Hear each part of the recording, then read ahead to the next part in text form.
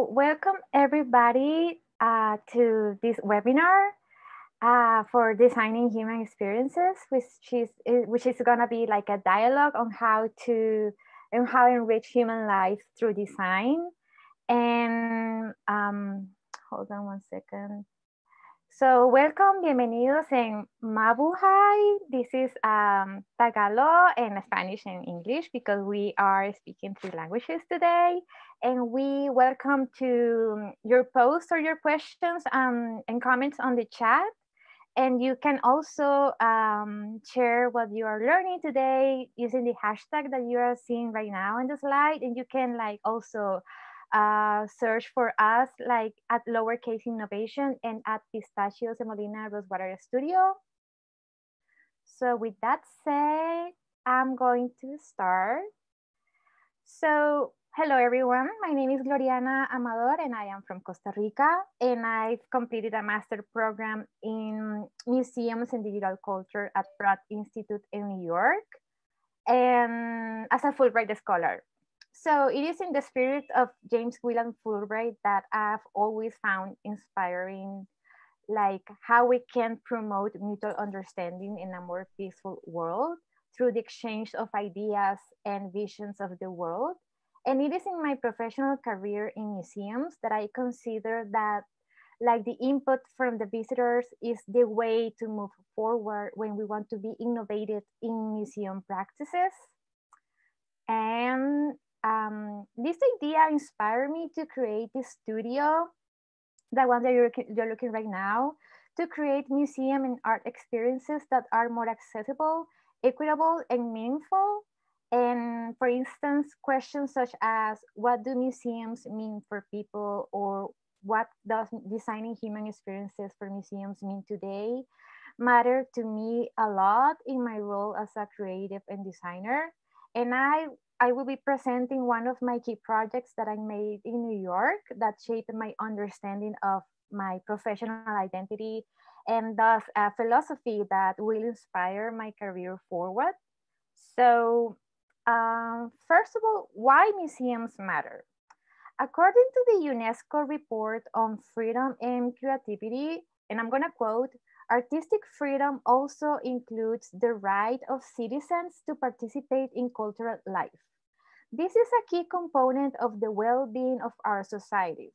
The current crisis highlights once again that the power of art and culture is important to build and maintain social ties under unprecedented constraints. Art and culture offer an endless source of generosity and resilience. So I'm ending the quote, and like a comment on this quote, I embrace this idea that imagination, freedom, and creativity offer like this kind of escape from our realities and enhance our understanding of the world. And that's why art is so important for these societies. In light of the ongoing museum definition discussion that has taken place within the International Council of Museums last year in Japan, it seems to be necessary to rethink how museums serve their communities and represent at its best the spirit of the time. I think that someone needs to mute themselves. So the museum experience has been changing rapidly due to the impact of technology and also to the impact of COVID. So people are interacting with art not just in the museum anymore, but they're using more their phones, computers, and tablets too. So this is kind of a hybrid museum experience. So, however, during this pandemic, we have witnessed how museums were responding and adapting to this new normal.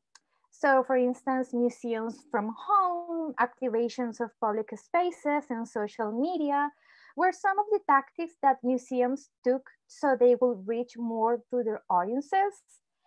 And now the museum experience has changed. During and after COVID-19, and I'm gonna quote some lines from the Arts newspaper, Museums need to face the fact that the pandemic closures have not simply been about their safety levels, but about society's attitudes about their indispensability. So I'm going to end the quote. And I'm personally and professionally influenced by the MIA's Center for Empathy and Visual Arts. I am embracing a more human-centered practice that places at the core how people feel. So the emotions are relevant when we want to design the new experiences that the visitors are going to have after COVID-19. So to give you a little bit of context about like how I'm using this word like humanism, this human approach, I'm gonna read some lines from the Humanist magazine where it says that humanism is a rational philosophy informed by science, inspired by art, and motivated by compassion, affirming that the dignity of each human being, it supports the maximization of individual liberty and opportunity consonant with social and planetary responsibility. It advocates the extension of participatory democracy and the expansion of the open society, standing for human rights and social justice. I end the quote. So from a humanistic approach, we at the studios, the Molina studio, we embrace this idea that the emotions, the freedom and the autonomy are crucial components for designing human experiences in museums after COVID-19. So a little bit about emotional design. Um, I believe that emotions can open up like these new bridges between people and collections and how people will interact for now on with the artworks in the museums. And this emotional design has like three levels according to Don Norman. And this is the level that it matters to me the most, like it is the reflective one. So I'm gonna quote here, the reflective experience is more concerned with the human ability to predict that the impact of a product on life after using it is important. At the reflective level of emotional design, users interpret and understand things, they reason about their world and reflect on themselves. At this level, designers will want to increase the user's aspiration to buy the product. But in this case of museums, we want to enhance the experience of contemplating the art, interpreting the art, and just having a meaningful experience in the museums, not necessarily buying a product in the museum. So I end the quote. The human-centered design focuses more on the emotions, the freedom and autonomy when the visitors come to the museums, when they are visiting the website, when they are interacting with our digital products.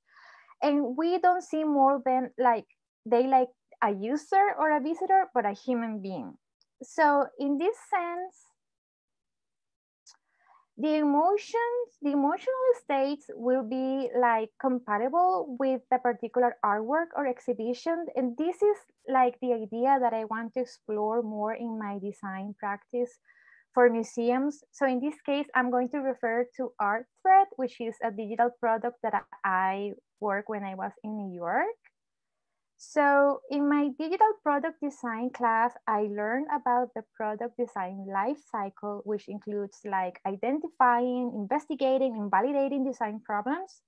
And all of these from a user-centered perspective, well, in my case, a visitor-centered perspective, in which means that like the museum plays in like in the same level like the collections of art and also the people. So both are equally important in a museum. For instance, you know that museums take care a lot about their collections, but under this methodology, they also take care about their visitors. So by understanding what the visitors really want and need when they are visiting the museum itself makes like the experiences more enriching and meaningful. So for ArtThread, my major areas of research were, for instance, the motivations to visit a museum, the methods of obtaining information, and the information needs that the visitors need to enhance the visitor experience in a museum. So through a series of interviews and questionnaires that included questions such as, What does a satisfactory museum experience mean to you? What digital formats will you choose to learn or expand your knowledge about this artwork? Or maybe what information would you like to know about the artwork or artist before visiting the museum? I managed to have a one-to-one, deep and meaningful conversation with museum visitors. And for instance, they were sharing their thoughts and saying, like, for example, oh, the context sometimes it is quite random in my experience, but most of art I think becomes more interesting when you know more about the background. Or another participant said, oh, a lot of times I don't see or understand the voice of the artist and their intent through their piece. When this happens, I don't feel as connected to the art. And another participant said, like, oh, I don't like guided tours. I like going to a show and not knowing anything about the pieces first. And then I will do my research at home. And I think that sometimes knowing too much about the pieces takes away from the raw emotional response. And I will feel that if that's something that is not going to make like my whole experience like meaningful. So for instance, in that case, you know that there are a lot of opinions and different like necessities or needs that the visitors were like expressing.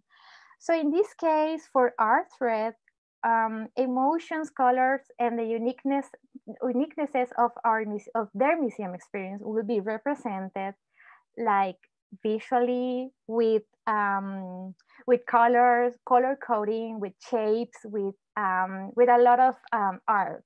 So for instance, in this case, each person or we have like their own representation with icons or avatars.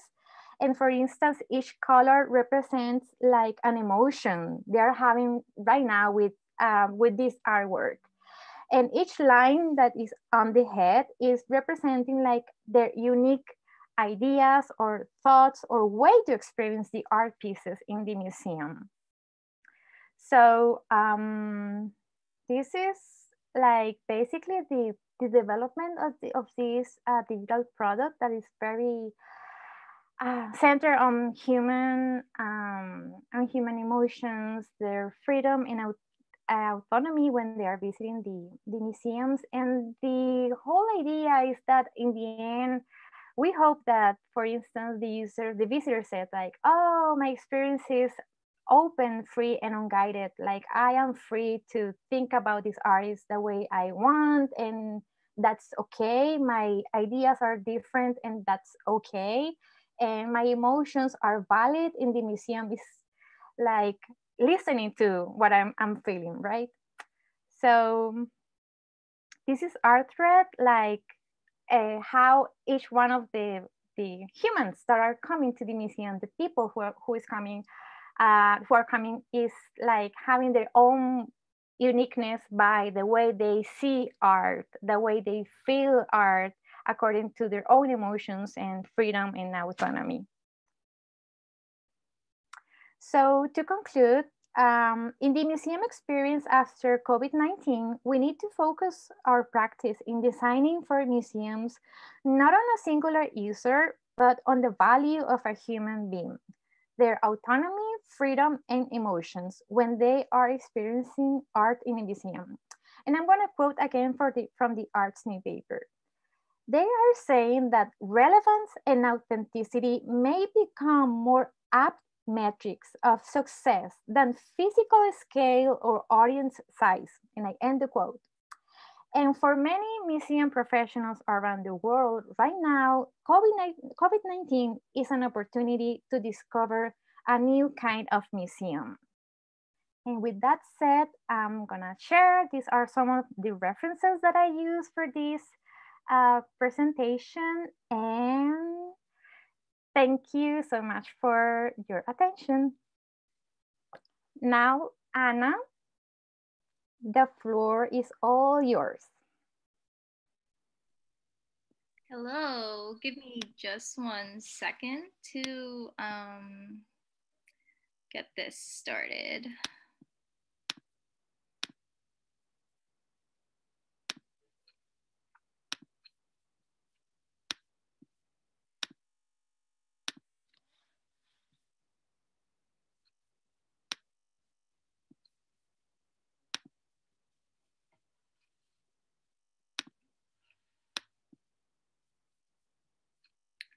All right. We're gonna try to do captions because we want to be accessible.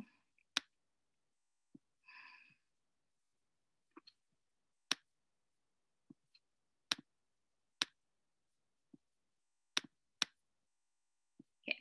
So hello everyone. Thank you for being here. My name is Anna. I'm a designer based in New York City. Um, when I introduce myself like that, it's usually followed up by, well, what kind of a designer are you? And I would say I'm an industrial designer. But a lot of people don't quite know what that means because now it's almost always expected that you have a specialty. I generally don't like being identified as what my current position is at work, mainly because I think I'm more than the company that I work for. And I know that's irrelevant right now since I work for myself. But before, when I was working for startups, it gave me anxiety that the success or failures of those companies would really dictate how my resumes were going to be read in the future. So what I would rather happen is for people to identify me based on the work that I do. So I listen carefully to what they say, and these are the things that they've called me in the past. They've called me an artist. I make book sculptures, like paper engineering type of stuff. Um, a furniture and housewares designer, like a lot of industrial designers do this. A jewelry designer, which is kind of like one of the top things that people say about me, especially if you know me from Seattle. I'm a design strategist, and I have experience in wearable tech designer and also in UX design. I'm also an environmental designer, which is actually, side note, I didn't even know that this is what wayfinding design is called. I thought environmental designer in the context of design is, or in big picture design is more like designing the environment. Um, and I'm also a creative director and a community builder. This is a design competition that I co-founded in Seattle a couple of years back, to hack the urban infrastructure to make the lives of people experiencing homelessness a little bit easier. I created the brand and identity of it. So they call me a branding designer also. And lastly, for me personally, I want to call myself a rebel because I actually participated in that design competition and did some stuff around the city, like posted stickers and did my own hack. Um, and yeah, I think a lot of people also would associate me as a graphic designer. I make a lot of posters, and as of recently, I've been called a scientist. I'm part of Association of Filipino Scientists in America, and I've been dabbling a lot in social sciences like urban studies and economics recently. But none of that feels quite right. I'm sure I'm not the only one here who had some form of existential crisis this year. And during my existential crisis, the questions that kept coming back to me are centered on how we design and build products and experiences. Like, where is the humanity in human centered design? This book is kind of the Bible of ergonomics, which gave birth to the whole human centered design buzzword that we hear all the time. But it's a collection of data set gathered from the military back in World War II. And I just like to put it out there and question, like, does it actually reflect the measure of men and women now? Like, how relevant is it? Or who is the user in user experience? There's this famous marketing story of like a CEO of dog food company. He would demonstrate that he will actually eat their dog food because it's so good that if it's good enough for a human to eat, it's good enough for dogs too. And it's a really effective marketing tool because all of us as consumers would support products if the people behind those products actually use them too, right? So conversely, we will not use products if people building and developing those products will not use them. Well, this is kind of what's happening in Silicon Valley. There's an interesting study where it's actually people in the digital product industry, user experience designers. They're the ones that enroll their kids in schools that don't use much technology. And they're the kind of parents that limit their children's screen time also. For me, that's a big red flag and a symptom that there's something wrong in how we design products and create products. It's like we're designing them to be addictive. And I don't know where the user is in that user experience term. So these are the kind of stuff that Gloriana and I would talk about when we were together. And so we coined the term human experience. And to me, it's a practice of solutions-based design that pursues to enrich human lives, not just the end user, all the humans that would interact with the solution. It's also solutions driven, that it cares less about what medium the end product is, but more about the effectiveness of the solution itself. So one of the big problems that I want to tackle in life, kind of like a big life goal, is sustainability and anything related to environmental issues. And 2 years ago, when I was doing my post-baccalaureate at Columbia for urban studies, my studio was assigned to research and explore this neighborhood, Port Morris. It's in the South Bronx. It's just a little bit more south of AOC's district. The first time we did a walkthrough of it was a weekend in September, and the streets were absolutely empty. But surprisingly, it still was not walkable. It's not pedestrian friendly. This photo of a white bicycle is a reminder that it's also not for bicyclists. There were plenty of walls and fences and intimidating buildings and structures. There's like cool nooks and crannies, and you can see the potential there, but otherwise it's very intimidating. And it's unfortunate because it's actually right at the waterfront, but people don't have access to that waterfront. It's also not very good for pedestrians because the closest the subway station is not very close to it. You have to walk quite a distance. It's like further than the regular distances of subways in Manhattan. So I kept going back to Port Morris to rediscover its history, and we even walk along the path of Randall's Island. Randall's Island is kind of like the little, like the island here that's separated by a little creek.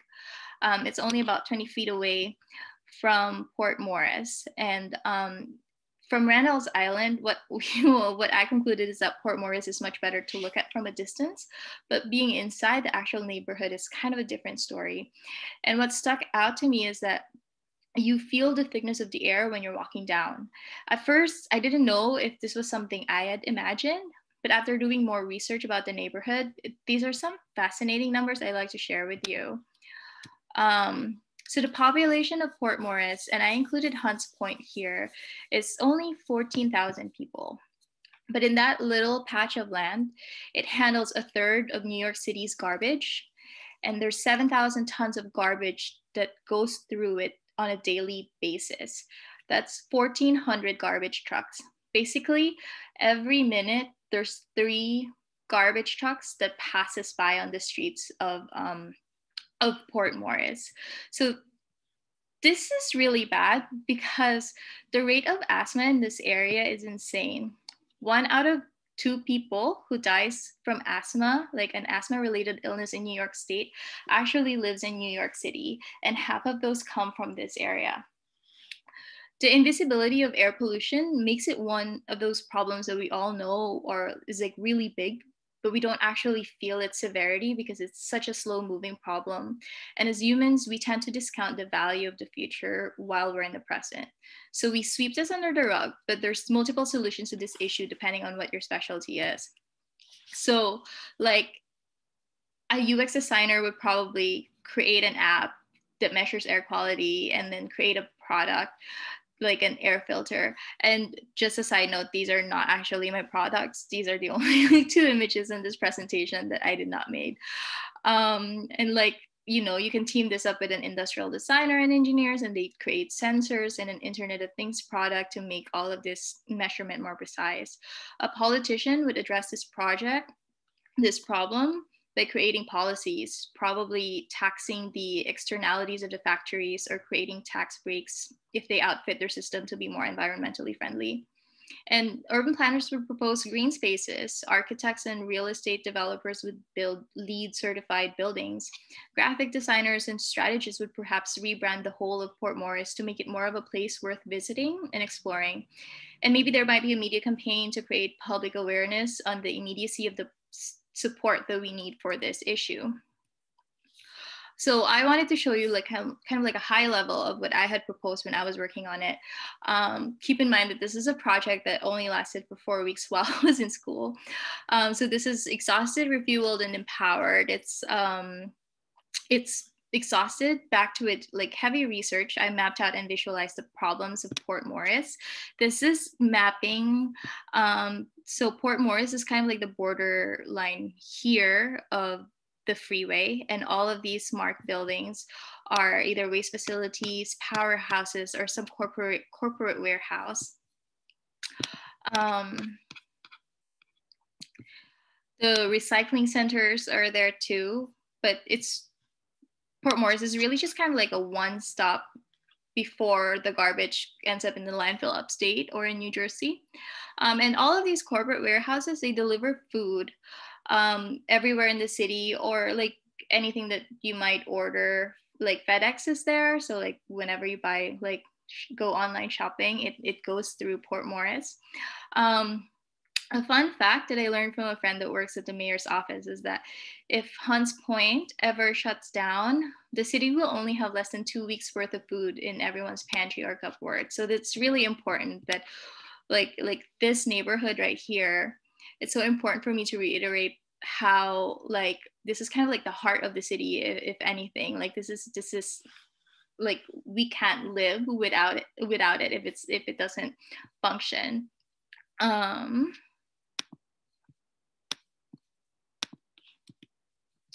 So what I found here is that it isn't necessarily, though, that the actual buildings are the ones that causes the issues.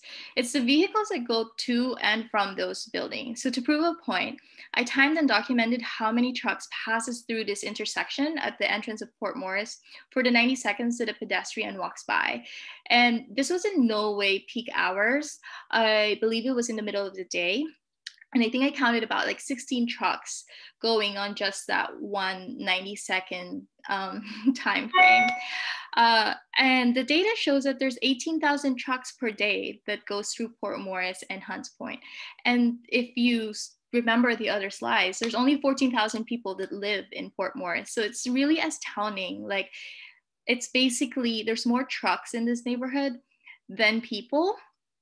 And if you can imagine the kind of exhaust that comes out of all of these vehicles, this is why it is not healthy.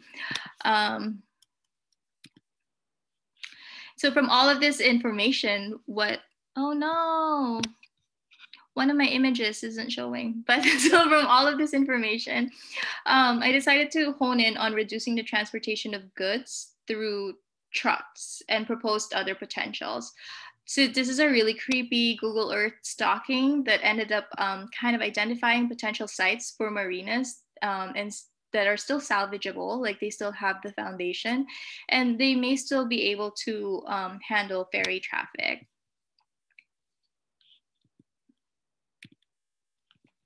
So this is mapping out all of the truck traffic and the freeways in Port Morris and Hunts Point. The top illustration there is the current network of roads that go through all of the buildings and warehouses and powerhouses of the neighborhood. And the points there are kind of like my, what do you call it? Like my point of intervention. Those are the places where we saw potential for like marina spaces.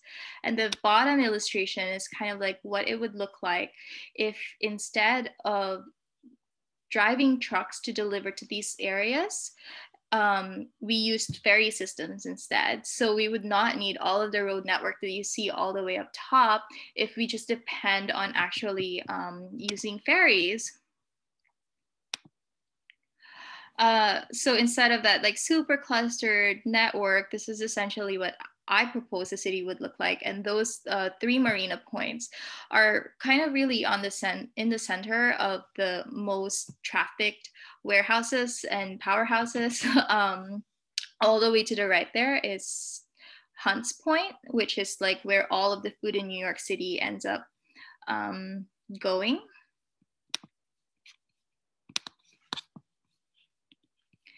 And these are like proposing like what if barges were the ones that go in there instead. And so I looked up like the most common barge sizes, and the number that you see there is the capacity in tons of what they can actually accommodate as far as weight is concerned.